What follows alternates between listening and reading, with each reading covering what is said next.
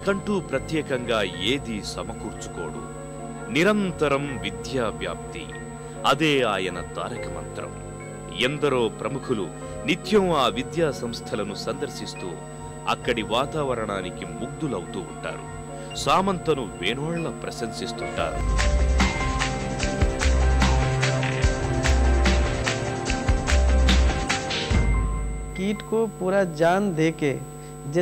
Kit విద్యా సంస్థను ప్రాణాలిచ్చేనా కాపాడుకుంటాను, అభివృద్ధి చేస్తాను. దీన్ని దేశంలోనే ఓ గొప్ప విశ్వవిద్యాలయంగా ఎదిగేలా కృషి చేస్తాను. కిట్ విద్యా సంస్థ ఎన్నో కోర్సులను అందిస్తోంది. కిట్ సంస్థలో పనిచేస్తున్న గిరిజన ఉద్యోగుల పిల్లల కోసం ఇక్కడ పాఠశాలల్లో, కాలేజీల్లో సీట్లు రిజర్వేషన్ అమలు చేస్తున్నాను. త్వరలోనే కిట్ విద్యాలయం అనేక శాస్త్ర సాంకేతిక కోర్సులను అందించబోతోంది.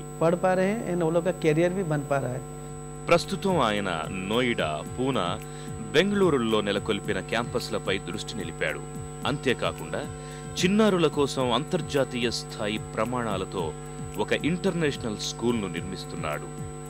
విద్యారంగంలో విశేష కృషితో రాష్ట్రంలో ప్రభుత్వం సైతం సాధించలేని ఫలితాలను సాధించి అసమానంగా నిలిచిన సామంత్ జాతీయ, అంతర్జాతీయ సంస్థల దృష్టిని ఆకట్టుకున్నారు, అవార్డులు అందుకున్నారు. ఒకే సంవత్సరంలో 4 Limca book of world records ని సాధించారు. పిడికెడు అన్నం కోసం, పలకా బలపం కోసం చిన్నతనంలో పడరాని పాట్లు పడిన అచ్యుతానంద సామంత తనలాంటి నిరుపేదలకు ఆ దుర్దశ కలగకూడదని స్వప్నించారు. తన కలలను సాకారం చేశారు. వేల మంది విద్యార్థులకు నీడనిచ్చే సంస్థలను నిర్మించారు. దేశంలోనే కాదు, ప్రపంచంలోనే ఎక్కడా లేని విధంగా గిరిపుత్రుల కోసం సువిశాల సంస్థ నిర్మించారు. వేలాది గిరిజన కుటుంబాల్లో వెలుగు పూలు పూయించారు. వారి హృదయాల్లో కొలువయ్యారు. కృషి ఉంటే మనిషి ఋషవుతాడని నిరూపించాడు. తన సంస్థ నుంచి ఆణిముత్యాలను తయారు చేసే భగీరథ యత్నంలో తలమునకలవుతూనే ఉన్నారు.